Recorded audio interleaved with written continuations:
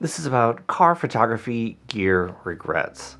I was inspired by a video from another YouTuber about gear he regretted buying for documentary filmmaking, and my mind started running through my own experiences with bad purchases I've made for car photography over the last decade. Most of the stuff I've bought, I've found uses for, or even if I used something twice, maybe I made something cool with it and that made it worth it for the experience. It's kind of like with tools. Sometimes we're kind of looking for reasons to buy some obscure tool just so we'll have it later on if the need comes up. But this video is about the things that, looking back, are hard to justify. Everything is a learning experience, but maybe I can spare you and your bank account from having similar learning experiences. So let's take a look. Here is the absolute biggest gear regret on the list. I would put this last, but I've seen my audience retention graph on my videos, and it's better if I start with this. Are rig shots still a thing? Rig shots are where you have a giant pole suction cupped across the car with your camera attached at one end, pointed back to take long exposure photos of the car. You trigger the camera remotely or on a timer while the car is moving at low speed, and because of the slow shutter speed, you get tons of dramatic motion blur. The upside is that you can get action photos of the car around curves or the camera over the edge of the road and in places where you may not be able to actually shoot car-to-car photos.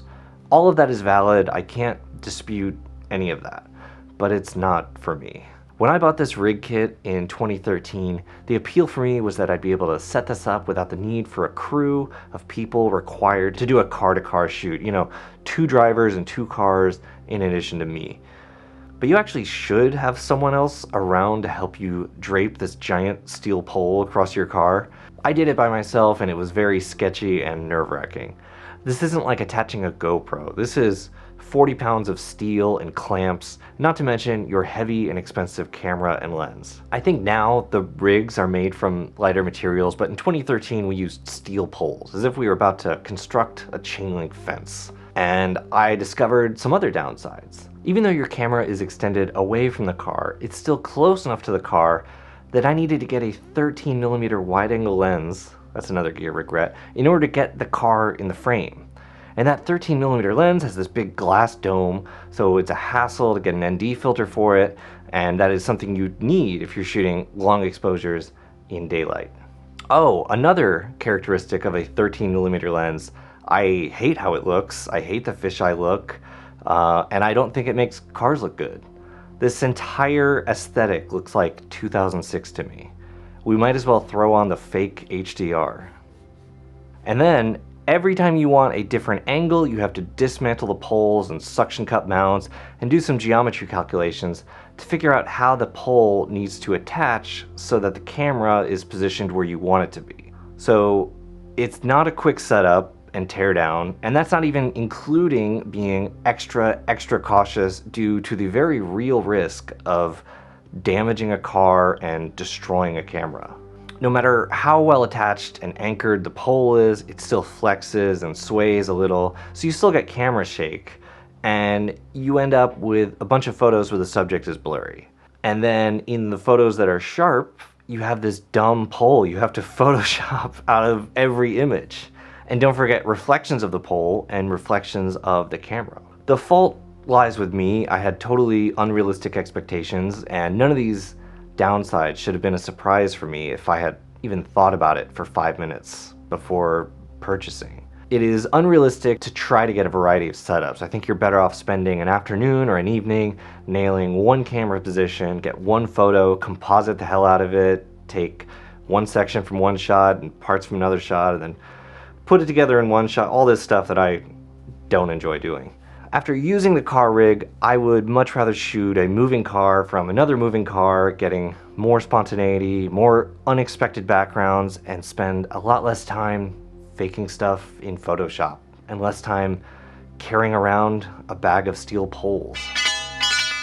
I have since used the suction cups and the magic arm for other applications, but getting out the big pole sections and attaching it to the car, probably never using this again. If you love a rig shot, if you love this, if this works for you, that's great. You can absolutely get cool results with this, and a lot of pros use this for commercials and big shoots, and they have much beefier, more serious rigs that have more reach and eliminate a lot of the downsides I mentioned. But as I said, it's not for me. My next biggest gear regret is a classic lens that people love, the 85mm f1.8 or f1.4 lens. For me, it's not great for shooting cars. I've owned an 85 1.8, sold it, bought an identical lens a couple years later, gave that one away, and then bought the Sigma Art Lens f1.4 version, which I also sold. There's nothing wrong with the lens itself, and I want to love it. It's an iconic portrait lens, but I just don't find it very practical for shooting cars. I love a prime lens, but if I want to be locked into a focal length and get shallow depth of field, I would prefer a 50mm because it's a little more versatile and I don't have to get so far away from the car to get it in frame, and it allows for more options. And if I want that beautiful telephoto look and background separation, a 70-200 f2.8 offers much more reach and gives me more flexibility. Maybe that's apples to oranges, but I'm probably always carrying the 70-200, and if I have that, I'm never picking up the 85mm. When I had that Sigma Art version, I brought it on a road trip I took through the Southwest, and I took hundreds of photos on the trip, but I only shot 11 photos with the 85mm, and they were all so bad that I'm not showing them here. They weren't bad because of the lens. They were bad because every time I thought I was in a scene or landscape that was amazing and I needed to capture it, I always chose a different lens. I always shoot with two camera bodies. Each one always has a lens attached to it, and the 85 was always my third choice. It is a great lens, but for me, it is not practical or rewarding to shoot cars with, and it took me 3 rounds to learn that lesson. Drobo is a type of direct attached storage or network attached storage device that uses its own proprietary software to store and back up files onto an array of hard drives. All my photo and video files are stored on this thing except for whatever I'm currently working on, which I keep local. And I have to make a tiny correction because I should have said Drobo was. The company is now defunct, and this thing that I bought in late 2019 to store all my precious data on is unsupported, and the company pretty much stopped being operational in 2020, even though it only officially closed its doors in 2023. And that's a problem because of that proprietary storage system I mentioned. I can't just put these drives into any other storage bay thing if this thing fails. I have to find another Drobo which has not produced a new Drobo in 3 years if I want to recover my data. So now I have to research and buy another storage system so I can migrate 20 terabytes of stuff, and that's boring. This isn't like shopping for cameras or lenses or lights. This is having to spend money to buy a different ugly box to do the same thing as the ugly box I already have. So, Drobo, rest in peace. You can probably chalk this up to me being dumb, but I'm gonna drag softboxes now. When you read anything or watch any video about lighting, 99% of it is geared towards portraits or fashion or small products that you can manipulate and easily change the environment around.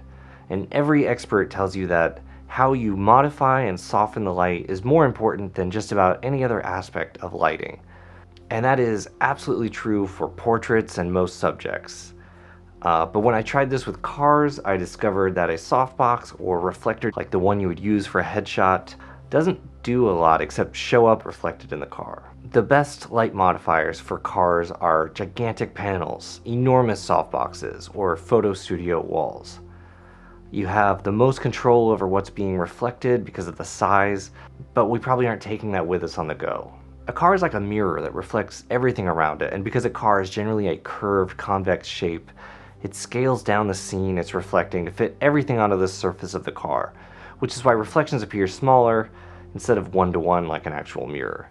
So your big softbox or reflector shows up reflected in the car, but it's not big enough to dominate the whole reflection over the whole surface of the car, so you see the edges, which is not ideal. I took these shots in 2014. I don't know what I was going for, but my friend Will helped me hold a reflector next to the car, and it just showed up in the side of the car fairly disastrously. It's a pretty big reflector, but it still looks small and the edges are very visible in the mirror-like car finish. Lesson learned. It's still great to have these lighting tools in your kit for other things. There are other things besides cars, but if we're talking about things I regret buying for use with car photography, this is one. You're better off with a bare flash, which can still show up in the car surface reflection, but it will be a lot smaller and easier to obscure or even take out later. The next thing is cheap tripods. When you're starting out, everything in photography is expensive. The camera body, the lenses, the bag, filters, it all adds up. So the thought of spending over $150 on a tripod feels excessive. Here's my first tripod. You may notice that it's broken. I think I got this at Target next to where they sold DVDs and CDs, and I think it was $25. Yeah, the metal just snapped while I was out taking photos at night in 2009. My friend Chris has a similar one now, and here's what happened when he put a heavy camera on it while trying to film something. What he was filming? None of my business. It took me a while to learn the value of a good tripod. You're paying not just for durability, but that extra cost goes into ease of use and stability. On a decent tripod, when you tighten something down, it will stay tight and the position will stay secure instead of sagging under weight like this one. The quick release plate technology has come a long way in the last 12 years or so, which makes your camera more secure and stable, and you won't have to keep fussing with it as much when you're setting up your shot, or you don't have to retighten anything. So, bad tripods. Inexpensive, lesson learned? Honorable mention this Manfrotto mini tripod. Instead of buying a GorillaPod thing that you can vlog with or attach to anything and also use as a tiny tripod, I opted for the Manfrotto mini tripod, which I have never used. But it's cute. It's like a little weird crab or something, so I can't be mad at it. I'm taking it off the list. So those are some pieces of gear I regret and one I don't regret. As photographers, we always think that next piece of gear is going to transform our photos or our workflow or open up new capabilities and possibilities. On this channel, I try to stress that it's technique and creativity and willingness to experiment and try things that will make you better at taking photos and leave you more fulfilled. But I am still susceptible to wanting cool new gear as much as anyone. So we will probably continue making gear buying mistakes as long as there are new appealing pieces of photo equipment and technology, but maybe I can help you steer clear of some of the mistakes I've made in the past. If you want to hear about the stuff that I love and use every time I shoot, check out my video about my minimal setup for car photo shoots. And if you want to share some things you regret buying, or if you've had great experiences with the things that didn't work out for me, let me know in the comments. Thanks for watching, and I will see you next time.